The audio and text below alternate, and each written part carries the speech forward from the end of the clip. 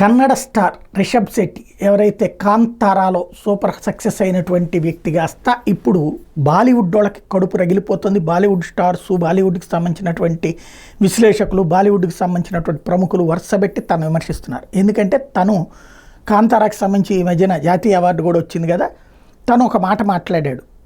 Negative propaganda అంటే భారతదేశాన్ని గురించి నెగిటివ్ ప్రాపగాండా చేస్తున్నది బాలీవుడ్, ప్రాంతీయ భాషల్లోనే కాస్త బాధ్యతగా ఉంటున్నామని. ఇక అక్కడి నుంచి కాలిపోతుంది వీళ్ళందరికీ కూడా. అవునా కాదా అది వాళ్ళు ఆలోచించుకోవాలి. 100కి 70 నుంచి 80% సినిమాలు ఏం నడుస్తున్నాయి?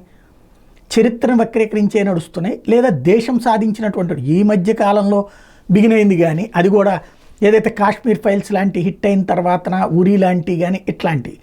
బట్ అంతకుముందంతా ఏమైపోయింది? ఈ మధ్యన కూడా వీళ్ళు ఒక 20 to 30% ఉన్నారు. మిగతా 70% బ్యాచ్ ఏంటి?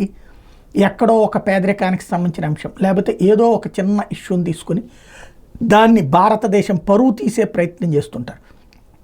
ప్రతి దేశంలో చిన్న చితక సమస్యలు ఉంటాయి, అది పరిష్కరించుకోవడం అన్నటువంటిది లోకల్గా ఉండేటటువంటి. కానీ దాన్ని ఎక్స్ప్లాయిట్ మనం ఒక బ్రిటన్లోనో ఒక అమెరికన్ సినిమాల్లోనో హాలీవుడ్ సినిమాల్లో అట్లాంటివి చూడగలుగుతాం. వాళ్ళు కూడా వచ్చి మన ప్రాంతాలకు సంబంధించిన నెగిటివ్ స్టోరీలు చేస్తారు, కానీ వాళ్ళ ప్రాంతాలకు సంబంధించిన వాళ్ళ మీద స్టోరీలు చేస్తారా? ఈ ఆలోచించుకోవాల్సి ఉంది.